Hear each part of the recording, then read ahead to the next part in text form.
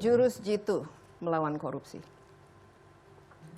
Karena ini nih yang menggerogot.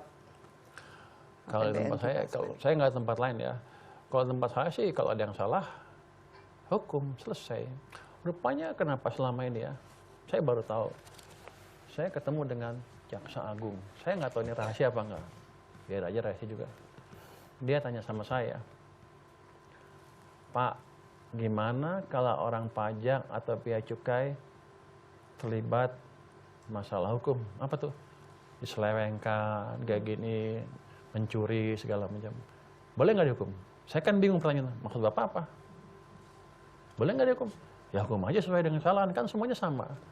Di mata hukum kan semuanya sama. Rupanya sebelum-sebelumnya dilindungin.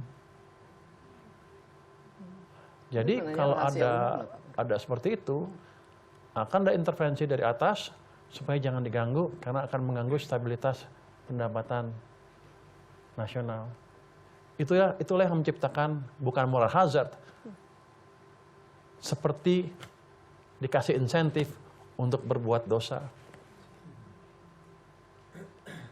Kan begitu kan? Makanya itu balik lagi kan kita juga bingung di luar ada apa.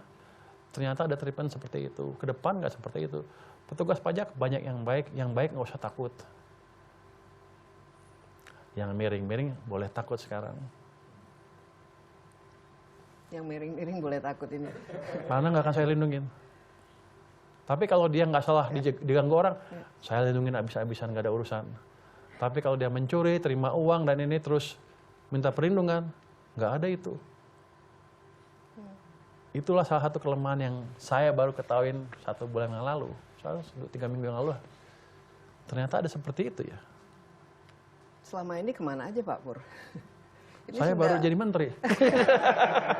saya bingung kenapa ada sistem seperti itu. Ya, oleh sebab itu ya korupsi di negara ini susah untuk diberantas. Karena dilindungin. Ada ya. Jadi kalau diproses ditutup, sudah diberhentikan. berakar dan sistematis. Ya karena itu kan edukasinya adalah Anda dipajak dan bea cukai nggak apa-apa, ambil aja, nanti dilindungin. Yang penting Anda sampai target. Menurut Anda betul apa salah seperti itu? Saya tanya Anda sekarang. Itu salah loh, korupsi salah, ya? dalam bentuk apapun salah. Ya, itu saya juga bingung. Dalam bentuk apapun kan itu salah. Saya bingung apa itu betul atau salah dan saya ngomong gini, salah nggak? Tapi menurut saya nggak apa-apa. Jadi jaminannya adalah selama Anda melakukan tax collection dengan baik, tertib dan nggak terima uang, nggak hajar sesuai dengan aturan, sabodo amat. Saya lindungi sampai kapanpun. Jadi Pak Pur nggak takut sama siapa-siapa ya? Enggak, kenapa mesti takut? Emang harus takut sama siapa kalau gitu? Enggak, maksudnya kan ya istilahnya ya nggak tahu lah. Jadi panas nih, gua mesti takut sama siapa? Enak aja. Takut sama Tuhan harus. Enggak kan kita gini. Perlambatan ekonomi yang kemarin itu ancaman yang real karena kelemahan di banyak sektor di perekonomian kita. Ini kita punya kang untuk memperbaiki. Kita memperbaiki separuh-separuh atau penuh. Atau mau kita diamin aja. Kalau saya ekonom kan social optimizer. Memakmurkan semuanya kalau bisa. Kalau nggak bisa ya udah paling nggak gajinya cukup lah. Tapi dari by mana? design seperti itu. Kalau ekonom by design seperti itu, makanya kita anti monopolis, anti ini, pro kompetitif. By design kalau betul di kepala kita ditanamkan seperti itu. Social optimizer selalu. Kecuali yang belajarnya separuh-separuh. Tapi kalau bisnismen beda. Bisnismen profit maximizer. Menguntungkan diri sendirilah, cari untung sebanyak-banyaknya. Tapi saya kan ekonom asli.